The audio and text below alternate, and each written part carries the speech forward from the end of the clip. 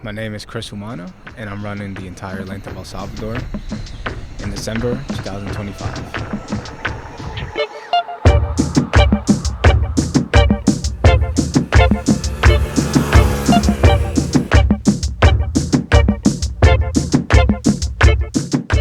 I recently went to El Salvador in June this past summer.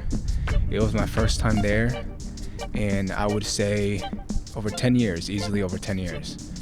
And got to see family. I got to go visit my aunt that passed away. And just being there, I kind of had this sense of guilt in a way. Just being in the U.S., being afforded the opportunities to go to school, study whatever I wanted, basically just pick any career, any path I wanted to take in my life. Having that type of freedom, it's been great.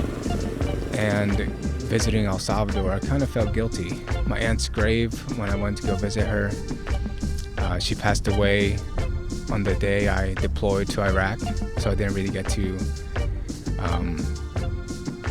feel any of that, get to experience grief or anything. I kind of just let it pass me by. So that all kind of hit me in June this past summer, and coming back from that, all that was on my mind was I wanted to do something for the community there, for the country there. Pretty beat up schools generally around the country.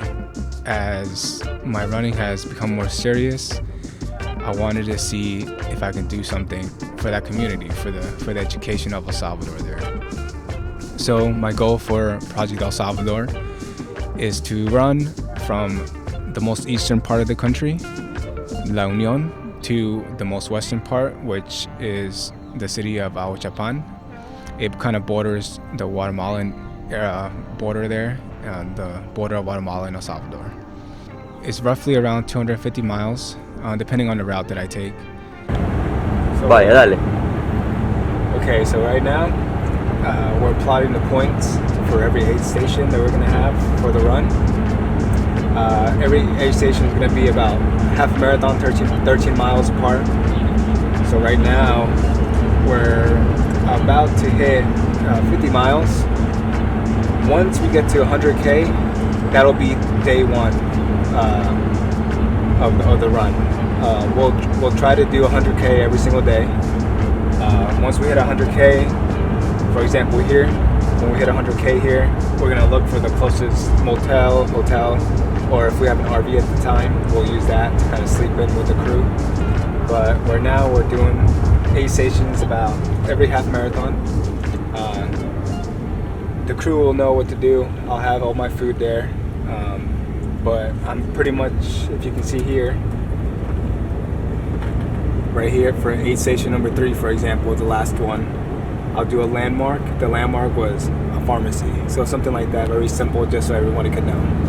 And that's what we're up to right now.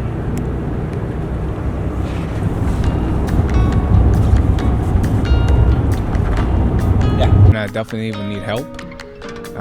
So that's why I'm starting a YouTube channel, to see who can give me information on how I can go about starting a fundraiser, possibly a charity of some sort, to give back to the communities in El Salvador, more specifically the public schools there for children.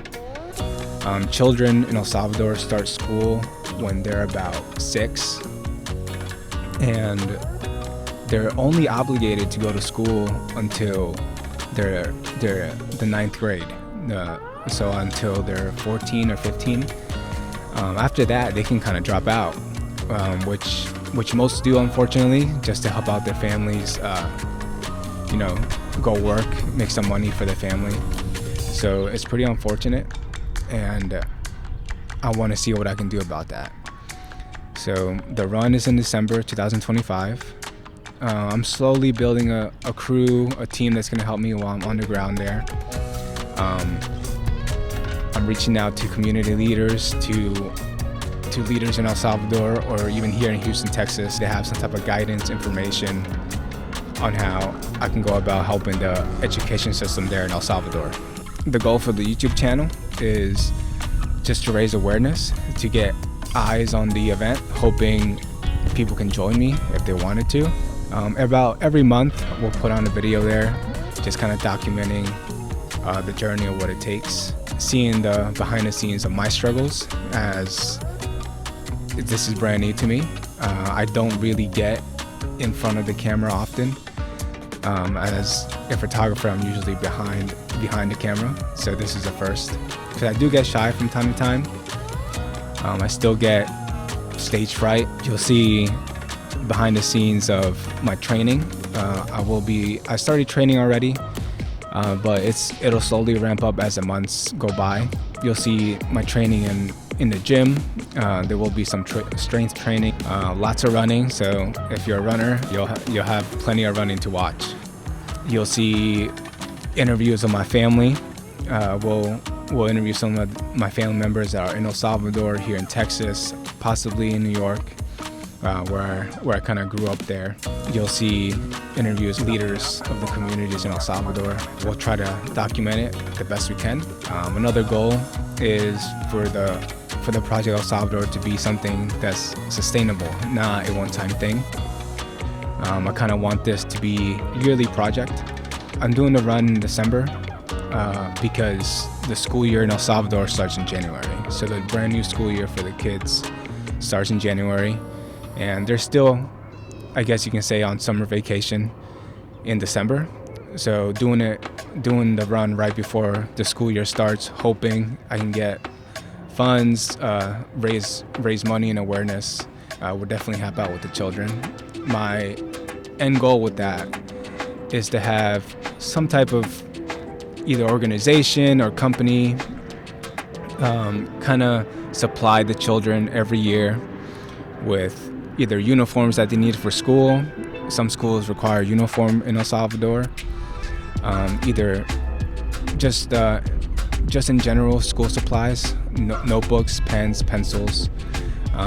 It would be great to have enough funds or enough awareness for schools in El Salvador, at least the public schools for the children, to have a sustainable lunch program so they can have some type of lunch. So if I can raise awareness and raise funds for that, that would be great. So thanks for watching this first video. Thanks for watching the YouTube series, for subscribing. Let me do that again, because God. Anyways, thanks for watching. Hopefully you subscribe and continue watching and supporting the channel.